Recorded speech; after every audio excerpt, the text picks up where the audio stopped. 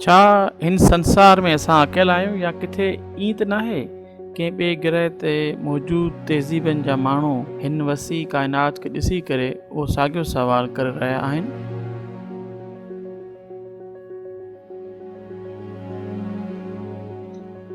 असांजी काइनात जो जेको हिसो दूरबीन सां नज़र ईंदो आहे उनखे नज़र ईंदड़ काइनात या विज़िबल यूनिवर्स सॾियो वेंदो आहे।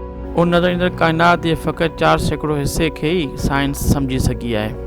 बाक़ी बचियल काइनात में छा छा मौजूदु आहे उन बाबति कंहिंखे ख़बर नाहे ऐं उहो सवाल वक़्त जी शुरूआति खां ई इंसानी तहज़ीबनि में रहियो आहे त छा असां खां सवाइ बि हिन संसार में ज़िंदगी मौजूदु आहे। क़दीम ज़माने खां ई ॿियनि ग्रहनि खां ईंदड़ जानदारनि जा किस्सा ऐं सबूत असांजे साम्हूं ईंदा रहिया आहिनि, पर अॼु ताईं उहो सवाल के मुंझियल परोली जियां ई मौजूदु आहे।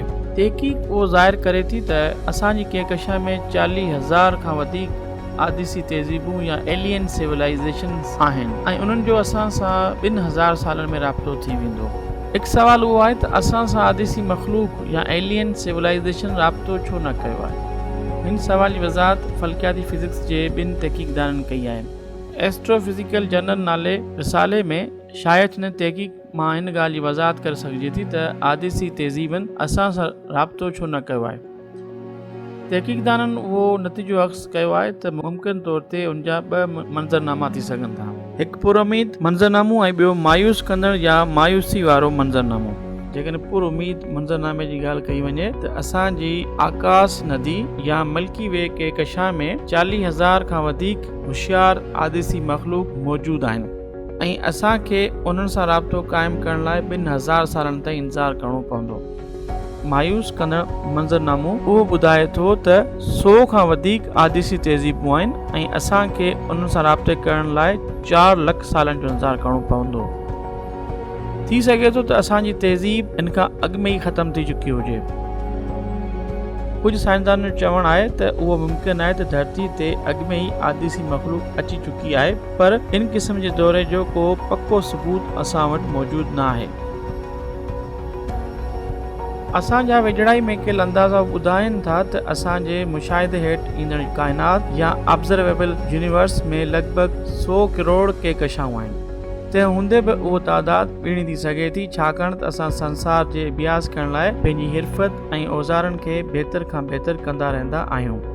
जीअं कार्ल सैगान हिकु भेरो उहो चयो हो त जेकॾहिं एतिरी वसी काइनात में वाक़ई असां अकेला आहियूं त पक सां ख़ला हिकु ख़ौफ़नाक फालतू हंधि जीअं लॻे थी।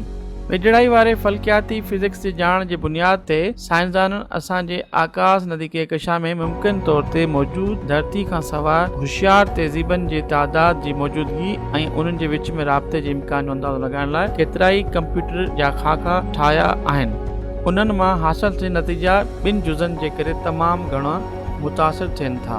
पहिरियों, धरती जहिड़नि ग्रहनि ते ज़िंदगी जी शुरूआति थियण ऐं आख़िरकार होशियार तहज़ीब में तब्दील थियण जे इम्कान जो अंदाज़ो लॻायो वेंदो आहे ऐं ॿियो उहो मरहलो आहे जंहिं में होशियार तहज़ीब पैदा थी सघे थी। इहे नतीजा 2 मंज़रनामनि खे पेश कनि था। तहक़ीक़दाननि मुताबिक़ पुरउमीद मंज़रनामे में इंसान ज़ात खे होशियार तहज़ीब तरफ़ां राब्ते करण लाइ घटि में घटि 2,000 सालनि जो इंतज़ारु करिणो पवंदो। मायूसी जे मंज़रनामे में आदिसी तहज़ीब या एलियंस सां वेझड़ाई में राब्ते जो को इम्कान आहे ऐं उन में 4,000 खां 30 करोड़ सालनि जो अरसो लॻी सघे थो। तहक़ीक़दाननि अंदाज़ो लॻायो आहे त पुरउमीद वारे मंज़रनामे में होशियार तहज़ीब बणिजण में तारे जी पंहिंजी ज़िंदगी में घटि 25% हुअणु घुरिजे। तंहिंखां सवाइ शमसी निज़ाम में हर ग्रह में होशियार तहज़ीब पैदा करण में 0.1% इम्कान हो। हिन मंज़रनामे में आकाश नदी कहकशां में 42,000 होशियार तहज़ीबूं आहिनि।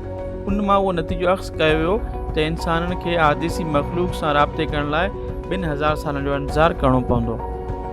हर धरती जहिड़े ग्रह लाइ मायूसी वारे मंज़रनामे हेठि होशियार तहज़ीब ज़ाहिर हुजण जो फ़क़ति 0.001% इम्कान हो, जंहिंमें कंहिं तारे खे होशियार तहज़ीब जे पैदा थियण खां अॻु उन जी उमिरि जो 75% हुजणु ज़रूरी आहे। मायूस कंदड़ मंज़रनामे जे नतीजे में आकाश नदी में फ़क़ति 111 होशियार तहज़ीबूं मौजूदु आहिनि। उन जो मतिलबु उहो आहे त आदिसी मख़लूक जे इंसाननि सां राब्ते लाइ असांखे 4 लखनि सालनि जो इंतज़ारु करिणो पवंदो। इन तहक़ीक़ मुताबिक़ मायूसी वारो मंज़रनामो थी सघे थो त सभ खां वधीक वणंदड़ आहे, छाकाणि त इंसानी आबादी जा मसइला, न्यूक्लियाई जंग, मौसमियाती तब्दीलियूं, पुछड़ तारण ऐं माहौलियाती तब्दीलियुनि जहिड़नि मुख़्तलिफ़ सबबनि जे करे इंसानियत ईंदड़ 4 लखनि सालनि में ख़त्म थी सघे थी। 2020 ईस्वी में थियल हिकु ॿी तहक़ीक़ मुताबिक़ आकाश नदी के कशा में घटि 36 आदिसी तहज़ीबूं मौजूदु आहिनि जेके असां सां राब्तो करे सघनि थियूं।